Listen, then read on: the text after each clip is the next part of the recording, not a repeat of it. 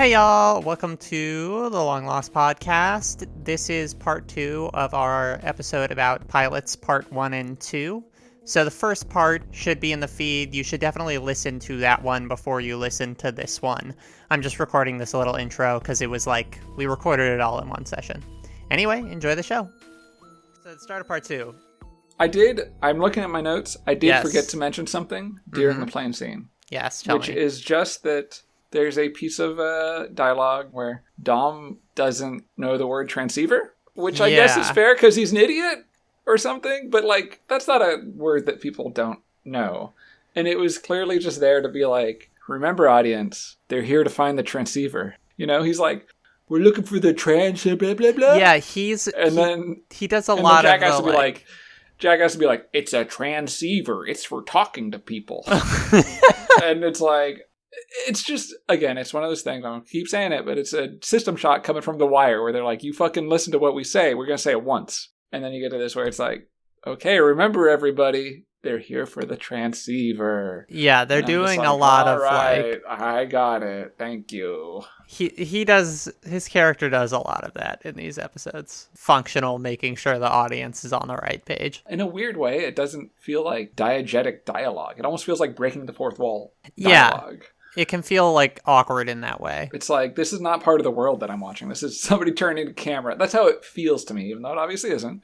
It feels like a turn to camera to me, and it pulls me out in that same way. When it's but like, that's just like a personal thing. When it's so over the top and obvious like that. But for sure.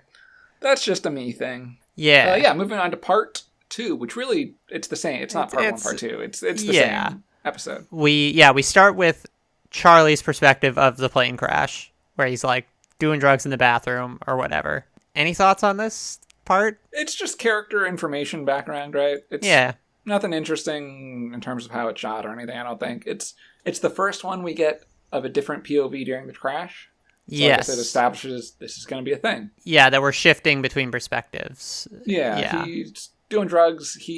I guess now that I'm thinking about it, I'm not entirely clear. Was he afraid of being caught with the drugs? Or was he like, I'm done doing drugs, I'm flushing them? I think he was afraid of being caught because he like that's what it seems like, right? He's like walking swiftly away from and they're following him and they're trying to catch him. Yeah. That makes so much more sense than what I initially thought for some fucking reason of him being like, I'm done with drugs, I'm gonna get clean. Which makes no fucking sense, character-wise, story-wise. Yeah, like, emotionally it doesn't seem like that's like where he's at. I don't know why I read it that way, but that's how I read it at first until just now, and I was like, wait a minute, that probably is not right. But yeah, so that's why he followed them on their hike, so he could get his drugs back. Totally. I am worried about him in terms of he's going to run out of drugs real quick, so it's going to be a problem. Yeah, that's an interesting observation. Yeah, that's I have concern for him and his drug supply. Yeah, so we get that scene. Then we have another thing where it's like, there's a bunch of random little scenes with some of the cast. Shannon's sunbathing. Shannon being a bitch. Yep. We get Walt's dad, who we haven't learned the name of, I guess, by the end of the pilots. Maybe? I don't think... I didn't pick up on it. We get the Korean guy collecting stuff in the tide pools. Yeah. So it's just kind of like, here's kind of what people are doing. And a reinforcement of him being super grossly patriarchal and stuff. He's like, he tells the woman, who I'm not sure his relation to like button up she's gotten a shirt and like the very tippy top button is unbuttoned and he's like, brr. And she's like, oh, okay. And she buttons the top button back up. I do feel like this pilot, I mean, I get it because there's so many characters and stuff, but it does tell us like everything three to four times, Yeah, and you're totally right. There's a lot of characters, and if they want to get that much information about those characters out, it kind of has to be done this way, so I forgive it. But it's done 3 or 4 times, and each time it's like a punch to the face. Mm-hmm. It's like, Shannon's a bitch. She doesn't eat chocolate. Shannon's a bitch. She's sunbathing. Shannon's a bitch. She's not going to help. This guy's patriarchal. He says this. This guy's patriarchal. He does that. It's like, you get those 3 instances for each of them in their characterization over a sum between them of like 45 seconds each. Yes. Like, it is such a we don't really learn much else about those characters. Right? Yeah. Which is kind of jarring and kind of unfortunate, but if you want to get that much information out, it's kind of how you got to do it too. So Yeah. It didn't bother me that much, I guess. Yeah. It's like, it makes sense. There's places where it can feel a little clunky, I feel like. Yeah. Oh, this is when we get Walt finds the handcuffs in the Yes, jungle, he does. which I wrote insert Among Us joke here. Oh, wow. Yeah. Yeah. Okay. We are in 2024 now, right? Yeah, that's true. That's like the midpoint between now and when the really show is. came out. Yeah. I thought it was interesting that the handcuffs were, like, locked still, that they weren't undone. Like, you see what I'm saying? Yes. Yeah, I do see what you're They saying. are clicked together, and maybe that's just because that's the image of handcuffs that you want on screen. But I thought it was strange because obviously somebody got out of them. Right? Yeah, you're like, so would how? they be open? Unless they got tiny little wrists that they like scrunched Like through, I guess, if the handcuffs just like literally did not work on them. Yeah, if you like dislocated your wrist or whatever. Oh. But I don't think that's what happened. In fact, Totally. I know that's not what happened. I just thought it's one of those things, honestly, that kind of goes along with, it's not a big thing. It doesn't bother me a lot. But cumulatively, it starts to bother me. Things that don't make sense and are done as a shortcut to achieving some, like a goal that they wanted almost in a way, and just weren't done well. Like, I think they just want the imagery of handcuffs like that, right? Totally. That's the imagery they want. Yeah. But it does not hold up in the world to me at all. And that bothers me when I'm watching. Yeah, there's a lot of like little moments of that, right? Yeah, where it feels like the imagery isn't earned by the story in a way. I don't want to constantly be like, wait, this doesn't make sense as I'm watching this, Totally. And I'm willing to accept things. I'm totally down for suspension of disbelief. 100%. I just want to like clip the moment of you saying, I don't like thinking this doesn't make sense. Well, like, there's a few things I want to talk about later, and we'll talk about them when we get to them. But I'm totally willing to suspend disbelief. I'm down for that. I'm cool with that. But if you ask me to do that, and I go out and I do it, you need to be consistent with the ways in which your things don't make sense. Totally. And I don't feel like it is all the time. And that's when I get annoyed. When I'm like, yo, I was willing to pretend this obviously ridiculous thing, but then you weren't actually with me pretending it also. You changed the pretension about it. I will tell you, consistency, not a strong suit of this show. All right, cool. And again, it all comes from these handcuffs, which is not really the best example of it. I just thought it was weird. I was like, these should not be closed, like Totally. This perfect image of handcuffs. Yeah, I get what you're saying, for sure. But yeah, he finds the handcuffs. Ooh, spooky. There's a criminal. Yeah, I also, like, broadly, as a proponent of crime, I'm like, whatever. I mean, yeah, I'm like, I don't care. To be honest, it's like, and now you're all stuck on an island. It doesn't matter anymore. Like, yeah. You think a criminal, I guess, again, 2004 and still now, but it's like criminal equals evil person. If there's criminal on island, they will hurt the common cause. I guess that is what it is doing. It's gotta be, right? Yeah. But yeah, my look on it is just like, so there was somebody who wasn't like, the situation has changed. You're now all stranded on an island. That doesn't matter anymore. Totally. But yeah, apparently it's a big deal to these guys, because it starts some shit. It's a whole fucking thing. The next moment, we just very quickly, like, abruptly cut into, like, Saeed and mystery cigarette guy are fighting. And he's racist to Saeed. He's racist, uh-huh. He's also just shitty to everybody. He's shitty to Hurley. Yeah, he calls Hurley what does he call him? A fat lard or something? Like a lardo. Lardo. Yeah, Something. like to me, I don't know. His insults that he was slinging around read to me the way that, in school, people will be like, insult. And my reaction would usually just be like, yo, that was some weak shit. I am not offended. I know I'm supposed to be like, all like, fuck you, what'd you say to me, asshole? But I'm just like, yo, okay, you just look goofy. And that was kind of my reaction here. It's like, what are you doing, dude? He's very like that, for sure. I'm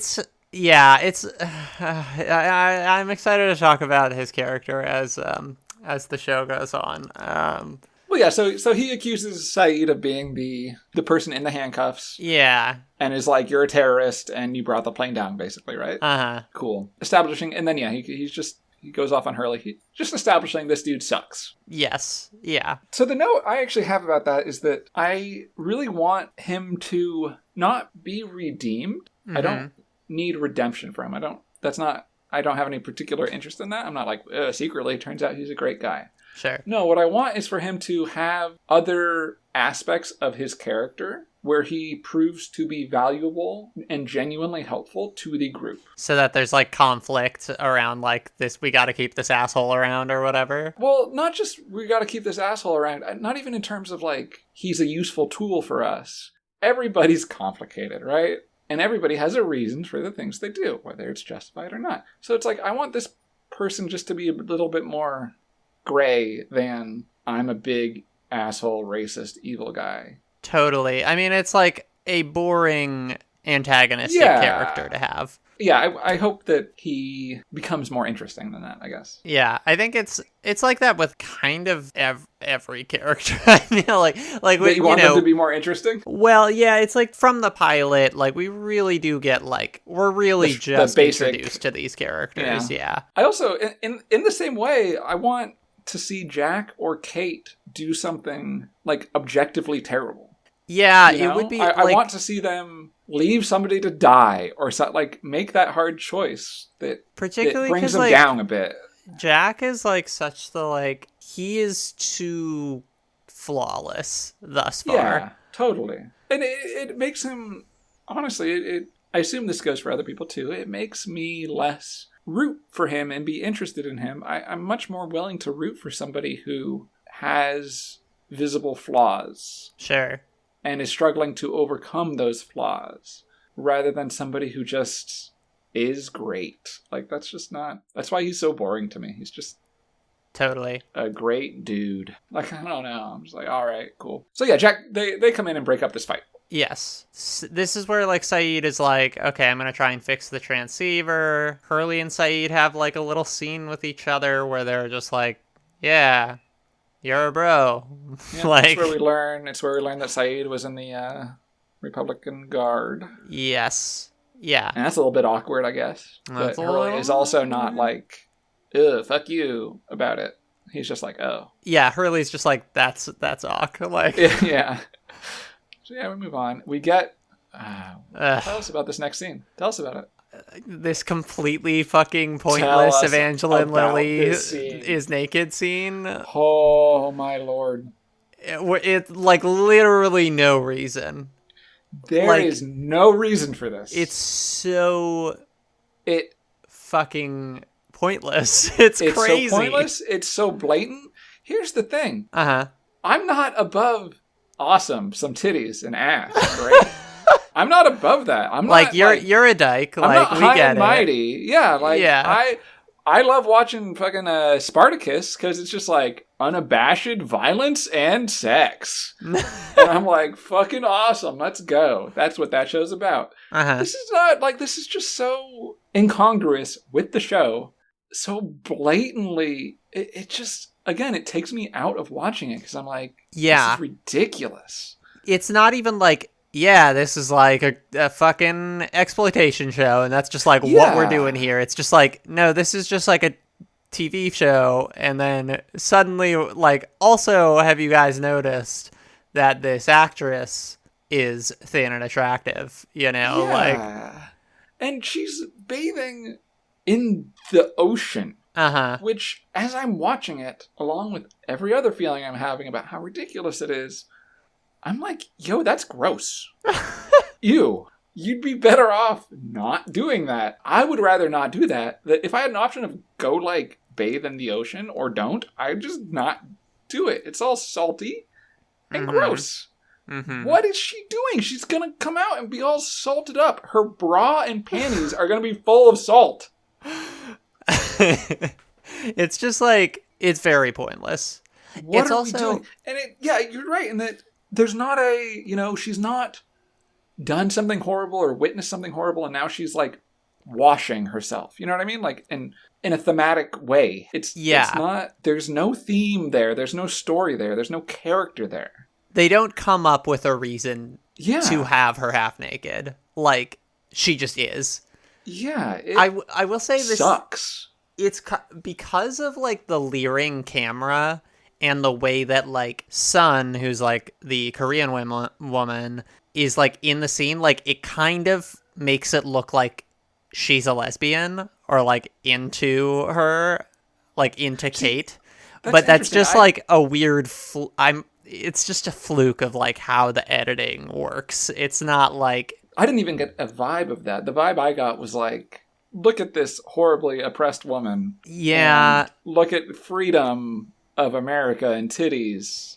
It is that Shouldn't was like we show them the way to be? That was kind of in the consciousness at that time, right? Like, yeah, that's more what I got from it. It's like she's looking for sure, yeah. She's looking at Kate in terms of like, I wish I could be free like that. And like later she like unbuttons her top button, and that's kind of what I got was like Western freedom. Yeah, totally. Because that's like such. Both the war in Afghanistan and in Iraq were both, that was such a big justification at the time, right? Like, we gotta save their women by like blowing them all up or whatever. Yep. So that does totally read, and it's kind of this scene just sucks. This scene is just terrible. It's 2004. I understand that it's 2004. That does not excuse it. It was shitty in 2004. It's shittier now. Yeah. It's bad. It's bad. It's an indictment on everyone involved. It's artistically garbage. It just sucks. It sucks for sure. Guess what? I just shot a bear. Thought it was cool. Okay, shrapnel guy's fucked up. That's what I have in my notes. He's bleeding. Kate and Saeed are gonna go on a hike to get higher up. To get high up, to get a signal on the transceiver, right? Yeah, so that they can call for help. I want to note here that we established some things, which is fine. We're doing some establishment. Awesome. We established that Jack can't go because he's got to take care of Shrapnel Guy. He's like, oh, why don't you wait until I'm done with Shrapnel Guy, and then we can all go. And she goes, oh, well, the battery doesn't want it to run out of battery, so we got to go now. Yeah. Just let's establish that and move on. Yeah. My next note here is, why does Hurley hate sushi so much? Oh, that I can understand. him just being like, nah, I will not eat that. Yeah, it is funny. So yeah, Korean guy takes what he's collected from the tide pools, which is some fish sushi stuff, I guess, around, and is offering he collected some, what are those called? Those little spiky guys? Sea something? There's sea urchins, right? Yeah. I don't know. I'm with Hurley personally. I mean, I don't eat fish now. Yeah. Even when I theoretically ate fish, I just don't like seafood at all. So, but I guess coming from you have a good point. It's not like Hurley's like, oh no, I'm vegetarian. He's just like, oh no, that's weird, guy. Yeah, that's what's strange about the framing is that he's like, what the fuck are you talking about? Eat raw fish. Yeah, that is strange. You're right. Like Jin, the Korean man, he did like make little plates, you know. The presentation is phenomenal. Yeah, he's like bringing like a platter around, like individual. Yeah, like I don't know if they're paper or what, but like little plates individually plated on a tray. Yeah, like it's phenomenal. His presentation of this. He put a lot of work into it. TBH. Yeah, and it came out great. That's what's weird about it is the reaction of just like, why would you think that I would eat such tripe or You're totally right. You're totally and it does. I think it actually the presentation of it does matter a bit in terms of like he didn't just show up holding a handful of fish and go, here. Yeah. You want some of my handful of fish? It's like maybe if they wanted it to be like, this looks unappetizing, they should have had a cut in of like the plate looks like the food does not look appealing, but like we get no indication that that's the case. So it reads as weird to me. You're right. It's a weird thing. Yeah. Okay. We get a little moment. That's just, I just quickly, this happens later, but we can talk about it. He offers it to the pregnant woman. She eats it. Yes. And then like vomits. Right? Or gets like sick. Yeah, and then, but then it resurrects her baby or something. Like Let's talk about it now. It's like just a random out of context scene, right? Like when Claire tries the sushi, she's like, She's really hesitant to eat it too, though. it would Like in the same way Hurley was. It looked like she just felt less comfortable refusing it. that is like the character who I would not have a problem with her being like, oh no, I don't want. She also reacts normally. She's like, no, thank you. She's not like, Yeah, that's what's true. wrong with you? And she's also like pregnant, and I could Yeah. imagine being pregnant, like not being into sushi. But yeah, like her baby like comes to life because of eating the sushi, maybe? Like it's just a weird. It's weird. frame. It's definitely weird. Yeah. It's not weird in a way that I have a problem with necessarily. It's just weird. Totally.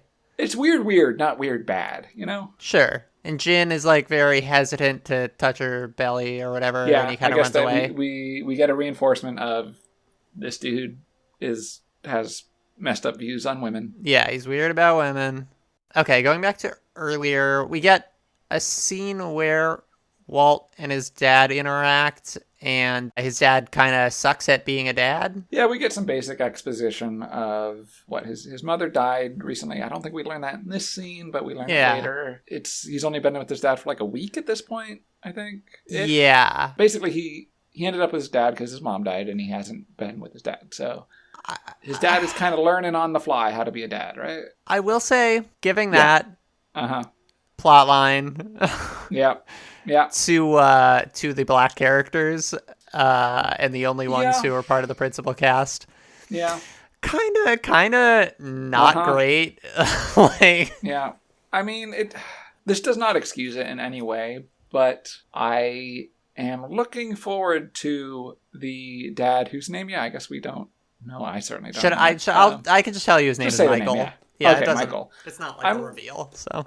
I'm looking forward to Michael learning to be a great dad who's 100% there for Walt. That's what I'm looking forward to seeing. Not him continuing to be like a really shitty archetype. Yeah, it's unfortunate and offensive and bad. Very bad that it originates with he's an absentee father. Exactly. That sucks. And there's no denying that or defending it. It sucks. But I'm looking forward to the on-screen depiction not reveling in that stereotype, right? Hopefully. We will, we'll see, We'll see how things go. Boone and Shannon have an argument because she's actually showing human emotion. Yeah. I think here's a moment where we, like, get her acting a bit more than, instead of being, like, 0.5 dimensional, she's, like, 1.5 dimensional, Also, Boone, like, is shown to, like, kind of suck in this scene, like, in the way that he treats her. Oh, totally. So it's nice here to, like, be getting some little, their characters are starting to get, okay, they're a bit more than just, like, this one archetype or whatever. Yeah. Also, like, I don't care. Like, oh, yeah, no, totally. Like, at the same time, don't care. Yeah. Just because of the way Shannon's written, like, do not care. So they're going on the hike. They're going on this hike. All the people on the hike are Kate, Sawyer, it's a lot of Saeed, people. I got something to say about this. Boone, Shannon, and Charlie are going on this hike. This is fucking stupid. Shannon's like, I'm going on the hike. And then Kate's like, what the fuck? And she's like, I'm just as old as you. Which is just dumb. I guess the character's dumb. It's not necessarily dumb writing, but it's dumb. And then Kate's just like, all right, fine, whatever. You don't need to... Kate and Saeed need to go. Yeah. Right? Because Kate's the hero and Saeed... transceiver guy is the actual hero who's like doing shit. Yes. Charlie can go because he already went on a hike. So I'm fine with Charlie going. I don't think you need to be like, oh, you want to do this thing? Well, whatever. Anybody can come who wants. This is not going to go well in a survival situation, I think. Like bringing a huge crowd and like people you might have to like look out for. And also describing this as a hike is fucking generous. They're like climbing up a mountain. We can talk about that too, for sure. But like, from my perspective, a good leader in this situation does not allow Kate and Boone, or not Kate, but Shannon and Boone to come with them. We don't need you to. Here's some things you can do here that would be really helpful on the beach. We don't need more people. I don't think you're going to make the hike very well because it's going to be a hard hike. Like, it's not altruistic to just be like, whoever wants to come can come. Like, that's not inherently a good thing. Maybe that's saying something that, like, no one in this group has the ability to say that, to just be like, okay, here's who we actually need, or whatever. They're all just like, let's go. I But guess... honestly, it's just like to get all the characters together, Yeah, and right? just the way that Kate didn't even fight, like, spent no energy fighting back. Whoever wants to come, let's go. This doesn't, I don't know. This is not good. Totally. I didn't like it. I did not like that. Like, character-wise, writing-wise, story-wise, not a fan of that scene. Yeah, this just, like, kind of... We want them to be together later on this hike. Totally. Because, And like, yeah, we'll we talk don't need about to it justify at the end. Like, there's so many characters that there are points where they're just like, okay, we're having a clusterfuck on this one. Just like, get everybody in here. Everybody includes, so we see Sawyer being a moody bad boy reading a mysterious letter. And then he's like, I'm also coming on the hike. Get me in here, This too. is just such a bad idea. Also, Yeah. he's smoking. He's going to run out of cigarettes. That's just another thing I noticed. He's Like, going through that pack. Yeah, like- I hope you're, like, pacing yourself on them cigarettes. That's all. He also, I will say, like, him just being like, fuck you all, I'm doing this thing and nobody can stop me about it. It's like, okay, whatever. I get that. Because he's already demonstrated that he isn't going to respond to efforts to be like, this is what the team is doing, right? Yeah. He's also a big guy, right? Yeah. Him, I don't have a problem with him just being like, I'm coming and you can't stop me. And they're just like, well, shit, I guess you're right. Totally. And yeah, speaking of what the team is doing, they are like climbing up a muddy cliff, like using grabbing, roots grabbing trees, onto yeah, roots for dear life. It's like, what are you doing? Bizarre and hilarious, just in terms of like, you've gone hiking, I've gone hiking. That's not going to be the best way up there. There's gotta be a better way. It just won't be. I'm not saying there's going to be a trail with switchbacks, but that's not the right way to go. I'm guarantee you that. It what is looks funny. like the most treacherous possible terrain. It's like loose dirt that's at like a 90-degree angle. It is, yeah, it is very funny. Almost just in terms of like in a similar way to all that over-the-top drama in like the first 20 minutes of just like, yeah, this is not something that is, it's fine that it's not, but it's not something that's grounded in reality and that is very believable to me. Like, I'm noticing how ridiculous this is. It's pretty goofy. Yeah. We're not at the levels, obviously. I'm not saying we're there, but we're not at the levels of like RRR. Uh-huh. But we're closer than I'd like to be in a serious TV film, like project. Like, for sure. I like the little adventure music while they're climbing.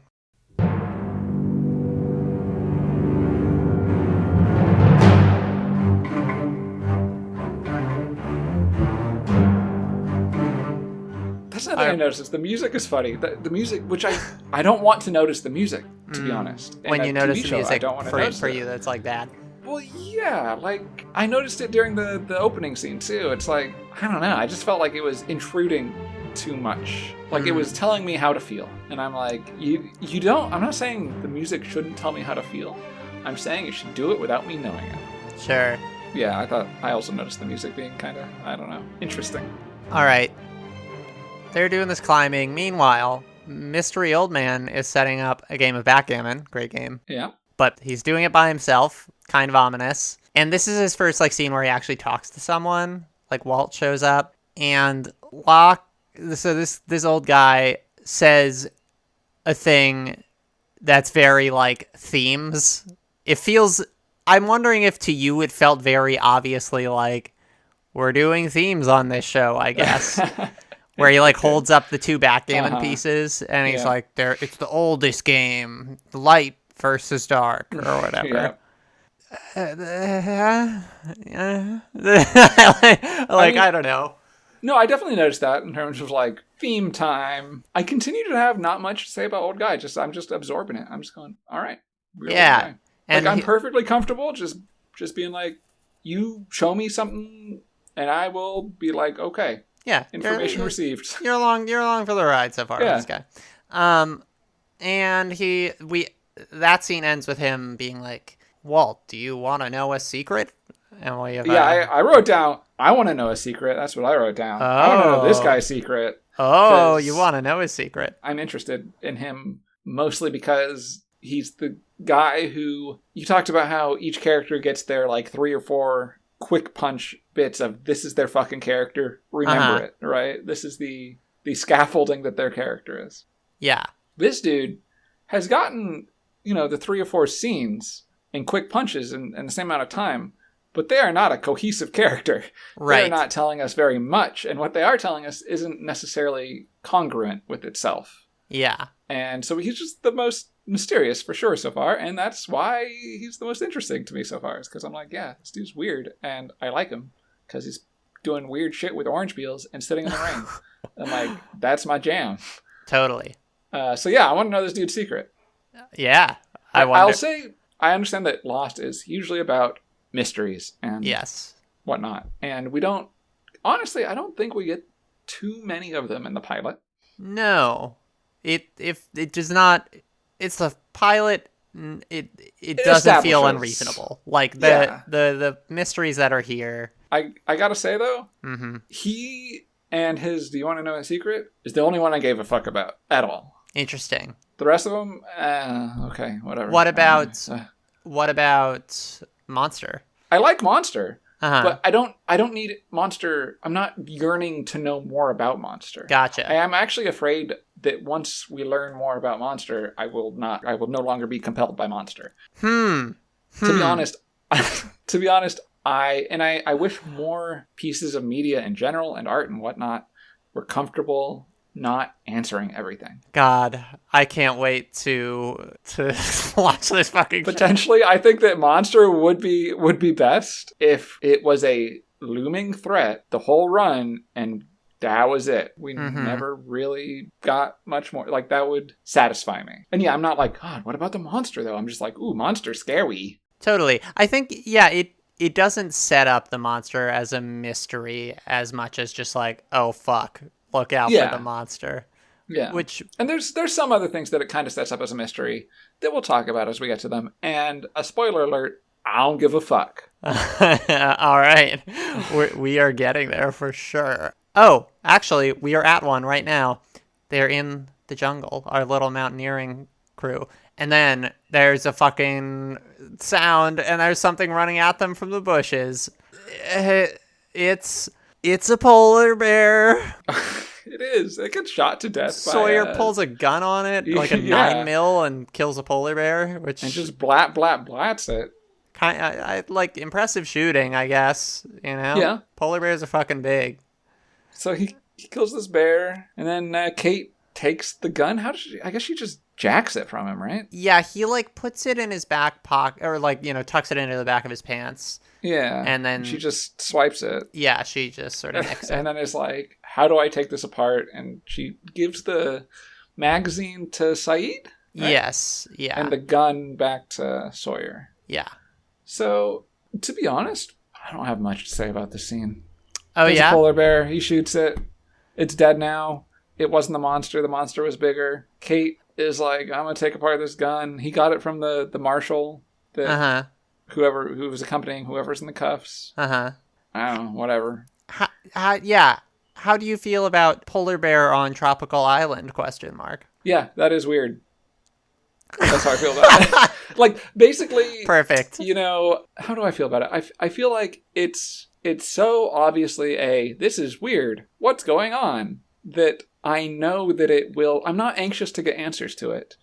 Because it's being so broadcast and forecast as this is what this show will be about, right? Like, not specifically this polar bear, but like weird shit. What's going on? That I'm not anxious to get any kind of answers to it, because I'm just like, that's the show. Totally.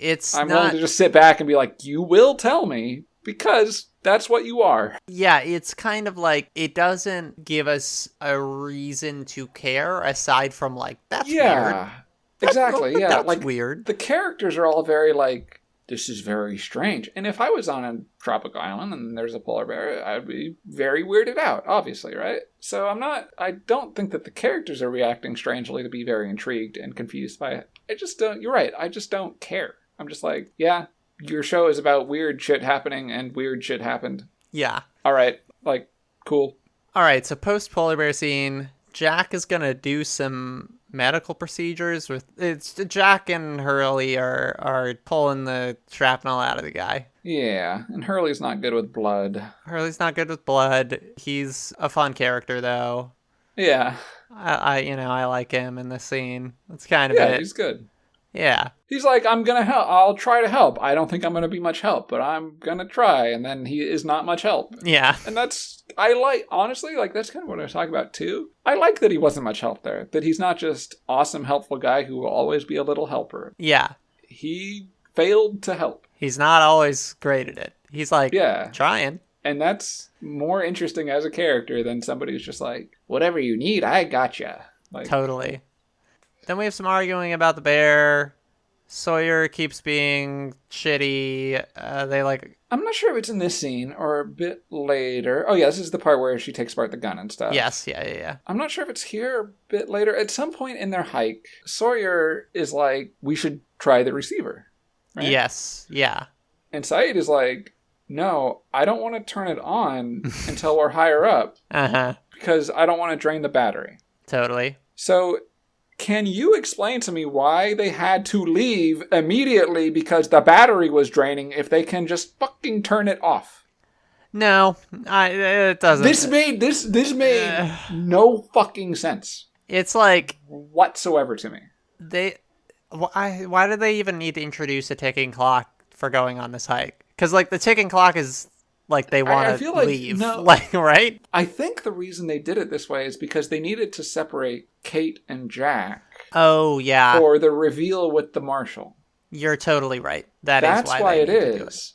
But this is kind of what I was talking about with the writing before. And my problem with the writing at points in this pilot is that if you want to make up some weird bullshit with... Because I thought about it when they first said it with the transceiver, right? Mm-hmm. The battery's going to drain. Why can't you just turn it off? But I'm like, you know what? I'm along for the ride. I'm here for you. I understand you're writing a script. I'm there. I'm with you. Yeah, you're like, I'm okay. throwing my lot with this shit. All right, the battery's going to die. Yeah, totally. But don't turn around and make me look the fool later by just ignoring your own established fiction. Yeah, the mechanics are a little sloppy here, for sure. I'm curious if you think that this was not noticed in the screenwriting process, or if it was an acknowledged fault that they just didn't feel the need to correct. I think it's probably the latter, because I think it's like these like little mechanical things. It's also like spending a lot of time with a script. It's like I think people notice this kind of thing, and most of the time it's just like the audience won't know this, whatever, or it's like so that's the thing, right? That's I'm trying. The thing. Yeah, the audience won't notice or whatever. Mm-hmm. Again, I'm not going to bring it up every time, but I'm watching The fucking Wire, and you know what show doesn't treat you like a fucking idiot? That show. I feel genuinely, when I was watching this, I felt genuinely disrespected by this TV show. Because the mechanics are like sloppy, and it's just like whatevs. It doesn't make it tells you something. And I was like, I listened. And then it goes against itself later. And I felt like almost as though I'm paying more attention than I'm supposed to be. In a way that just felt bad to be there for. I was like, I was with you. I hopped on your train and you took me to a place that was not good. Oh God, you're just like endless with the excellent quotes for as this show goes on. This episode. Well, like, and I don't mean to, I'm trying not to be too like nitpicky. Sure. But I don't think this particular one is a nitpick because they literally said, the battery's going to drain. We have to go now. And then they said, I don't want to turn it on now. I want to wait to save the battery. Yeah. And that's just like, fucking dumb. It's sloppy. That's not a nitpick. Yeah. And I just genuinely, I think you're right in that they must have known it was an issue because you're writing the script. You're not stupid. You know that this is what you wrote. It just felt bad to me that they didn't care to correct it, right? That was like an acceptable level, I guess. Sure. Of whatever. I was like, you could, and also because you could have done better. It was a unforced error. You didn't need to write that dialogue there. It's like Sawyer, like them bringing it up as a problem. Like it just as easily could have been Saeed being like, "There's no point" or whatever. You know, like we're not high up enough. you didn't even sacrifice your internal logic because you needed to get up to a plot point. You just did it for no reason. Yes. And that feels bad. It's good and bad that you're paying attention to details. Anyway, that's what I just... That was the most glaring example of sloppy script to me. Y'all are writing this as though I'm not even watching it, in a way. Totally. Okay, what else happens here? Okay, at this point, we have the Kate on the plane flashback. Like, we see her plane crash, and we learn, oh, she's the one in the handcuffs. She's the criminal! Oh, she's dangerous. So, you kind of touched on this before, when we were talking about criminals and stuff. Uh-huh. I don't care. Yes. Like, I'm not curious. I'm not like, what did she do? And because she has the thing with the marshal where she's like, I'm innocent. And he was like, says some ominous thing about, you got me with that before or some shit, right? And he's so obviously like an asshole, like bad guy cop, right? Yeah. So it's just so obvious that she's like, not like, oh shit, she's like a dangerous, hardened criminal or whatever, you know? And honestly, it's clearly setting up some sort of question of like, what did she do? Did she really do it? Yes. Or did she not? But all this, and I just don't care. It's one of those things that I'm just like, I don't care. I really don't care. Yeah, because like her character is not compellingly written, you know? Yeah, and basically, I'm watching this show now. I'm seeing what the things that this character is doing on this island after they've crashed. That's what I'm going to judge the character based on. Sure, totally. Well, yeah, She was, like, going to ask a favor of him or something, and then he gets, when the plane crash happens, I guess that's a mystery. What was she going to ask, I guess? And then he wakes up, the marshal wakes up, and he tells Jack, oh, she's dangerous, or something, right? Yeah, which is why they had to go through the whole stupid stuff with the transceiver, to separate them. Yes, so that now Jack knows, oh... Okay, and we get the final scene of these episodes. The radio starts picking up a weird message. Whoa, weird. Oh, it's in French, and there's this weird guy narrating, being like, this is repetition 31,055,000 or whatever. And there's this whole tense scene. Everybody's arguing. Shannon eventually what happens is... Saeed realizes the message it has a counter for how many times it's been looping. Shannon translates it and is like, she said that there's like a woman and talking in French on this message, and Shannon's like, oh, she's saying they're all dead. I come help me or whatever. And Saeed's like, this has been looping for 16 years. Spooky, it. Oh, it killed them. Yeah. Yes. What is it? And 16 years it's been looping. And then they're like, she didn't get found. Nobody came for her. What do you think of this scene? I think it's fine. I honestly, again, not strong opinions on it. Fine. I thought it was fine. It's establishing a thing. Mm-hmm. I think it's a little bit unfortunate that the first time Shannon is actually useful. First of all, Shannon has no business being on this hike, as I said before. Right. She should not have been allowed on this hike. It's really fortunate that the one person who might speak French happened to be on this hike. But that's how stories work. The fortunate things happen. That's totally fine. I have no problem with that. It's just, I just think it's unfortunate that the one time Shannon's actually useful, everybody's being a dick to her. I know. Like, especially Sawyer. Yeah, he basically... And he's just a dick. He's like, you can't speak French. And then he's like, you can speak French. And then when she starts translating, then he's like, shut up, you can't speak French. It's bizarre. Like, it's a stressful situation, and people aren't going to always have the best reactions in stressful situations. But basically, it's like, here's a person who maybe can translate this. Let's get her to do it by yelling at her as she's listening to it. Yeah. Like, it just felt... I don't know, funny and weird. I feel like this scene worked for me. Like, I feel like the, like, mysterious message in another language, like, it's kind of tropey. Yeah, totally. But in a fine way. Yeah, and the scene of, like, having all the characters here, people kind of freaking out and everybody being like, shut the fuck up. Like, to me, that does read as, like, realistic, right? Yeah, I agree. And also... I want to... We talked about him before, but I liked the performance of the guy who plays Saeed here. Yes. In terms of, like, you can see they start realizing that it's a message in French and that she can speak French.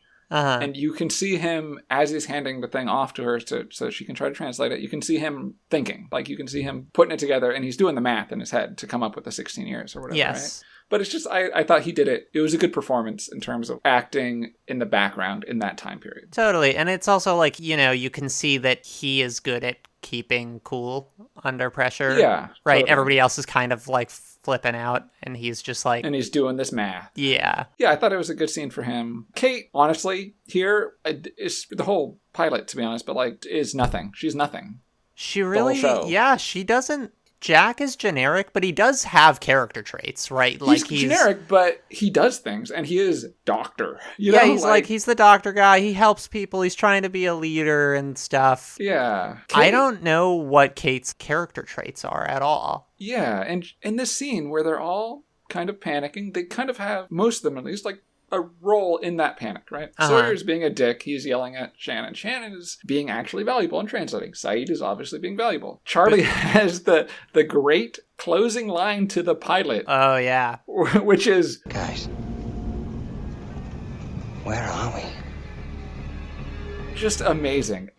I would feel... I'm going to say no shade, but that's not true. If I'm writing this script and I end it with a character saying, "Where are we?" Personally, I'm going to feel like the biggest asshole in the world. Just because, like, yeah, we know. Where are you? Yep, that's the show. Yep, buddy.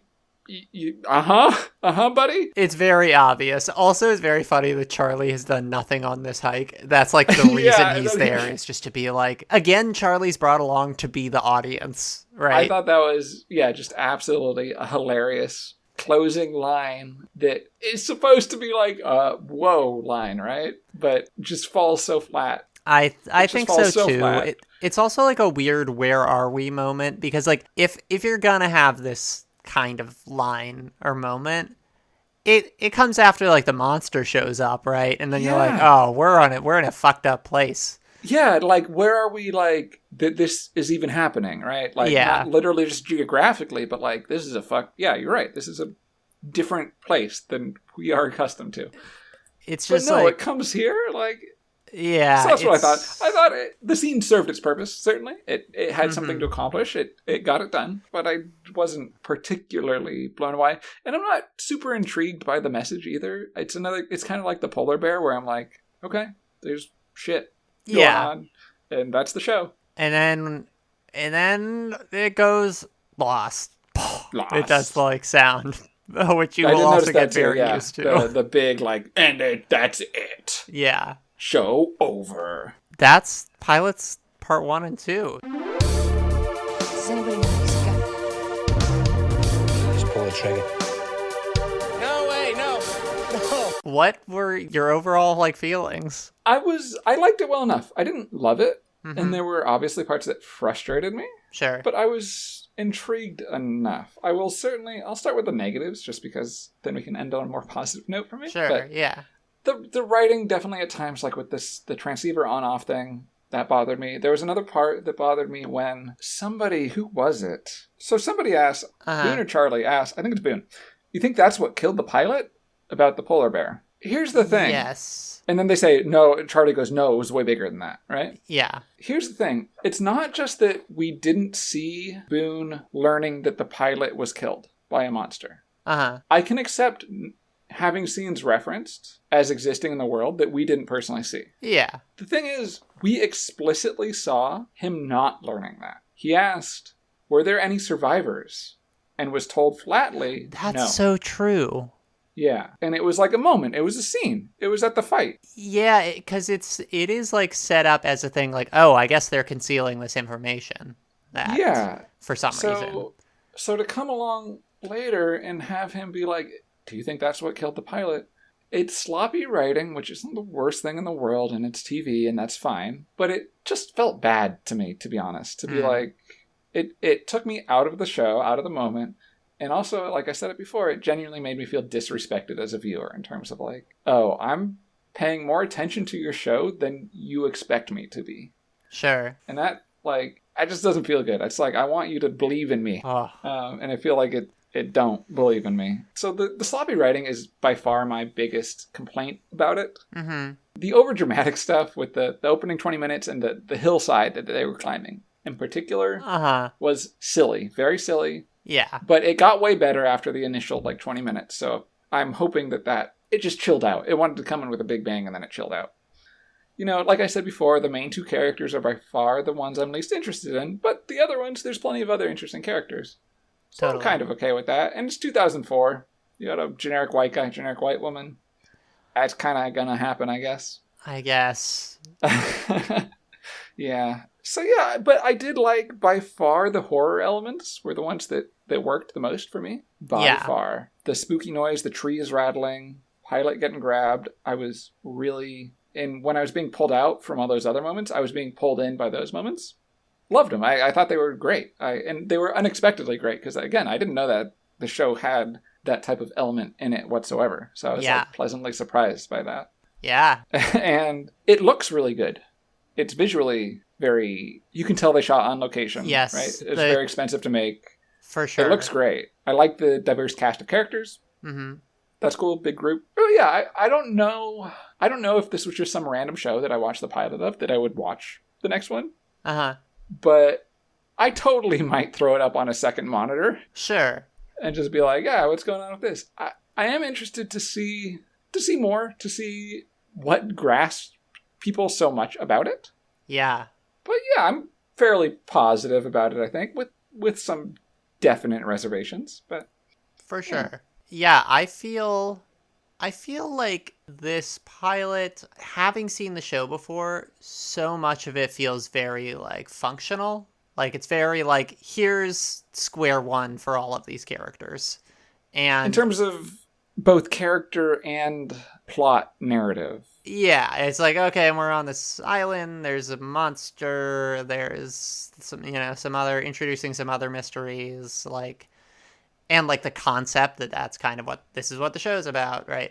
And a little bit of, like, and we're shifting perspective sometimes. Yeah, a lot of it's that. Like, the things that I like the most about it, I agree. Like, the horror stuff is cool. I think it does that all well. I think the performances are good. Like, the standouts for me are really Jorge Garcia and... Dominic Monaghan, is that his name? Yeah, Dominic Monaghan. Who's Jorge Garcia? He plays Hurley. Okay. And I don't know the actor who plays Saeed. What is his name? I got his name written down somewhere because I wanted to give him a shout out. It's Naveen Andrews. Yes. Yeah, I think they are all really great. Yeah, I guess I agree. When these characters have a relatively small percentage of the screen time, because there's so many of them, it's cool that they can make these characters, like, appealing with very little material. Yeah, they definitely make the most out of what they're getting. I hope that the women characters become more interesting. Like, Shannon is the most strongly characterized, and... Maybe this is a good time to ask, how well do you recall this show? So, I do remember... It's not a spoiler to say a lot of bullshit happens in this show. Yeah. So there's certainly things... There are characters from among the principal cast who I, do not remember what happens to them. Okay. And there are other characters who I do remember, a lot more of sort of their storylines or whatever. I know this is definitely square one for these characters. It's definitely a starting point. But coming back to it with a, more of a critical lens and, being a fucking adult... being a woman, I am curious to see how that stuff shakes out. It's also with the characters who are characters of color, shit with Walt and Michael, not a great starting point. Kind of sucks that the quote unquote foreign couple is yeah, I was gonna say the Korean couple. Yeah. I'm looking to see how that stuff goes, how much the show subverts the audience expectations of 2004, or how much it just is that. It's interesting to see how poorly it's done with, say, Shannon Yeah. versus how well I thought it was done with, like, Saeed. And they're obviously different cases. Right. And maybe that's where the tripping up is literally this. I don't know. I should know who wrote this, but whoever wrote this just can manage to write a brown person, but can't manage to write a woman. Yeah, it's maybe like... it's that. But it's interesting to see it done pretty well in one case and bottom of the barrel in the other case. Right. It feels very intentional with Saeed that they're like, that's a good point. This guy is not gonna be like a shitty stereotype. Maybe it is just that they came into it with, we're gonna have one that we make sure doesn't suck, and the rest we'll just write by default. And default is trash. For sure, with Michael, I have no idea if it's going to be a thing where, like, oh yeah, we're subverting this like racist stereotype, or if it's just like they did that and they didn't realize. Like, I don't know which one it is. Even if they subvert it, and they have him be he grows into being a wonderful, supportive father who would do anything for his son, blah, blah, blah. It obviously is better than just totally following the stereotype. But on the other hand, I'm sorry, but fuck you. You could have just had that from the fucking beginning. Yeah, it's like a shitty place to start a character at all. Like, let's talk about, like, another somewhat early-ish example of strong black father figure in a positive way, especially single black father figure in Star Trek Deep Space Nine, right? Totally. And that was like 15 years before or whatever. They didn't feel the need to have the character grow into that. Totally. They just depicted him as that. Yeah. So even if you're trying to, like, be progressive in 2004, you really failed big time. Totally. In that way. We don't even know at this point if they are going to go that way. Maybe they just go the wrong way. Yeah, could. That'll be interesting. Yeah, so I'm really interested to see how things develop. I guess the one other thing I wanted to say was, like, you mentioned, like, what is it about this show that made it such a fucking thing? And thinking about that, I am curious to see if we can, like, answer, maybe that's, like, the ultimate mystery of this show. Like, why was it so popular? Yeah. But something that's interesting is I do feel like the show, like, if you go on Netflix right now, you can find 50 versions of Lost, where the entire crux of the show is just, like, random fucking mysterious things happen, right? Like, that's, like, the thing that drives the show forward. So I'm wondering if it's, like, some of what made this show, like, compelling is, like, lost in the... it's lost. in the sort of cultural standard that it influenced, you know? Yeah, totally. That it, like, well, or almost that, like, it hit on a winning formula, and that because, like, if something else had hit on the winning formula first, and then 5 years later Lost came along, nobody would have given a shit about Lost. Yeah. That it would have just been, one of those dozens on Netflix. Totally. But that it kind of was on the forefront of it and established it as, like, hey, this really works. Which is not even really a criticism of it. It's like Twilight or Hunger Games that have all these emulations of them now. Totally. Doing it first, it doesn't... I'm not trying to be reductive to it. Sure. By saying that, you know? Yeah. But maybe that is what it is. That it's not that it did it the best, but that it did it first, yeah. Yeah, and we will have to see. It's like maybe as this season goes on, it's like, oh, does get really compelling. This is great, yeah.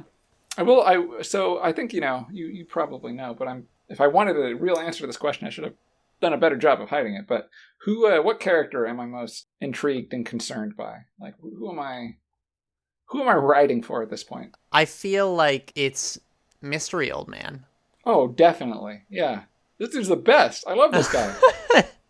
I love this dude. He's just like, for me, it's like, I'm aware that it's a particular thing, and what I like is just like, because I'm so used to the formulaic, I've read books, I've watched movies, I know how that story works, that when you give me the thing that doesn't adhere to those rules, I'm like, all right, this is what I care about.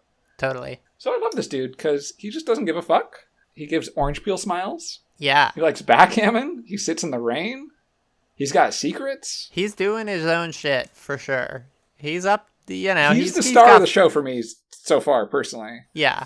And, like, I would say that he's the star of the show not necessarily as a protagonist, because weird shit going on with him. He's the star, and then Saeed is the hero. That's what I got so far. Totally. I'm liking our little charming just dudes. I'm liking Charlie and Hurley. Am I like, I must see what happens to these characters? No, but I am like, I'm looking forward to seeing more of them. That'll be nice. It's funny. I wonder, and we're never going to know this. I wonder how I would have felt watching this contemporarily, just because I would have been so much younger, right? Yeah.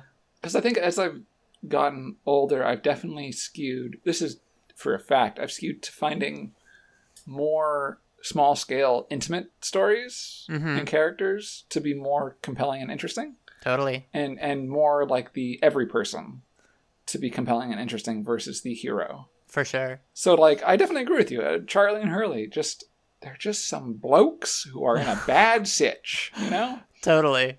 What do you do when you're just some guy in this terrible situation? You're not Jack the pilot doctor, man. You know, you're just some guy. Like, that's so much more interesting to me. For sure. God, I cannot wait to hear your reaction to this show as it goes on. I think you're also right in terms of it would be great if there was a well-characterized woman in the future. And not Korean woman, it's pregnant woman, bitch, or nothing woman. Yeah, like Kate. How can she be the main, such a main character and so nothing? It's also like Claire is also, the pregnant woman is also given like no characterization aside from being pregnant. Well, she doesn't need to be. I was going to say, she doesn't need to be, because everybody else needed those 3 quick reinforcements of like, this is their character. He's a misogynist. She's a bitch. You don't need that with Claire because she's pregnant. You're done. You did it. You don't need reinforcement of that. You That's just have to have her on screen. Yeah. Pregnant woman. She's like nice, I guess. Such a weak character trait.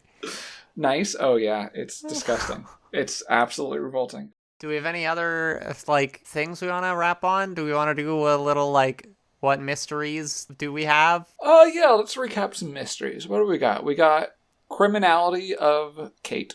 Yeah, we got monster. What is up with that? / I guess polar bear is kind of in there as like, what's going on? Yeah, why polar bear? What's old man's secret? What's mystery broadcast? What's the deal there? Well, that one, it doesn't seem like a mystery, really. Some Frenchwoman was stuck on the island with some other people, and they all died. It seems pretty. It was 16 years ago. That one I've got solved. Okay, you've solved the mystery. All right, so we'll close that. That case is closed. Yeah, that one, we're good. All right. Glad you feel that way. But, so yeah, these mysteries, I don't know. I want to know the old man's secret. The rest of them, it's not so much that I don't want to know the answer. It's just that, like, I'm not itching for it because it just feels like it'll happen. Yeah, that's an interesting feeling. Yeah, I would say I'm looking forward to watching more of this, I guess. Yeah, I'm looking forward to talking about it more, for sure. I hope they clean up the writing, mostly, but we'll see. Yeah, we will see. That was Lost Pilot. That was it. What is that? Is that it? No, we gotta thank everybody. I'd like to thank Lyra for speaking to me for 2.5 hours. Thanks for some reason agreeing to do a Lost Rewatch podcast. Yeah, the way it was framed to me, if I recall, was, do you know what the world needs more of? Rewatch podcasts by white millennials. Oh, yeah. Fuck, you're right. That is word for word the pitch. So we are answering the call. Oh, yeah. Okay. Bye. Hey, everybody. Thank you so much for listening. If you want to hit that subscribe button, if you want to throw us a rating, better yet, tell a friend, make a human connection out there in the world, we would love you for it. You, at this point, should be able to follow us at The Long Lost Pod on various socials. I believe Instagram, TikTok, YouTube, probably not Twitter, as Twitter's feeling pretty gross at the moment, and neither one of us want to be spending that much time in that sort of place. Depending on when you're listening to this, you may be able to find us on Patreon at The Long Lost Podcast. We'll be getting that up and running at some point. Thank you so much for listening. Come back next week.